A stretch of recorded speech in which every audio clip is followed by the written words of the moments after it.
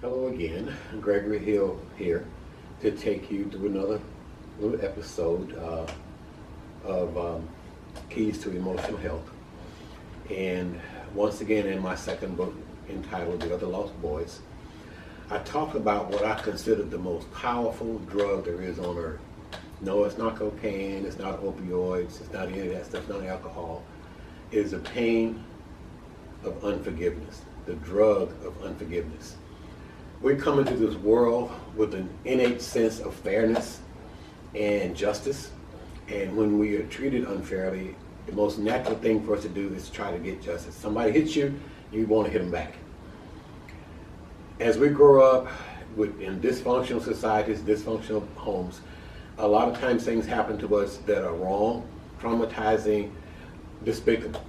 And we have a lot of hatred and pain for the person who inflicted that upon us. And that's a very, very natural thing to do. Unfortunately, for us to really thrive, we cannot have that kind of emotional pain in our lives, and we must learn to forgive. It is probably the most difficult thing we have to do emotionally. The problem is when you don't forgive, what happens is, and many people don't realize this, it flips reality, it has a way of flipping reality for you, and you end up becoming the person that you hate. It's documented that most men who beat their wives watched their father beat their mother, and they swore in their heart they'd never do that to anybody. But the unforgiveness flips things around and you become what you hate. I remember talking to a young man, he was about 14 in juvenile, and he was talking about how he had robbed somebody and he during the course of the events hit them with a gun, hit them in the face with a gun. And so I waited and I looked at him solemnly and I said, why would you hit someone in the face with a gun?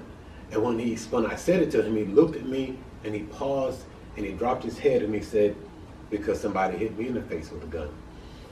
We've all heard the term hurt people hurt people. Forgiveness, when you're holding unforgiveness, you think that you're doing that person harm who harmed you. The reality is you're the one that's locked up. You're the one that's being done the greatest harm. And forgiving people is one thing you must do, because if you don't, you have a tendency to repeat it. Those of you who are old enough remember this TV show Twilight Zone. I remember an episode that stuck in my mind.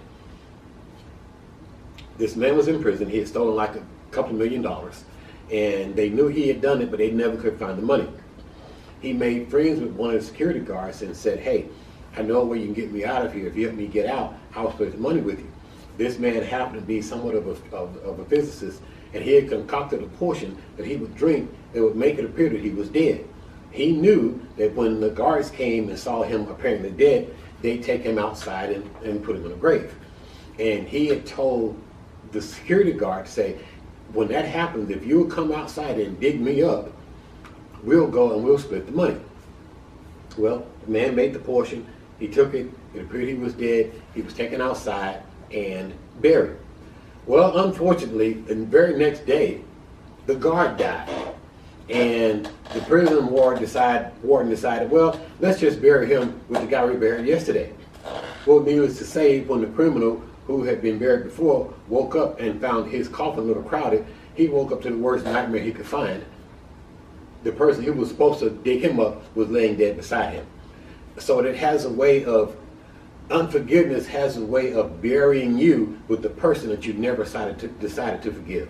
Unforgiveness, of course, I'm a believer in the Bible, and it is the most important thing that you can do.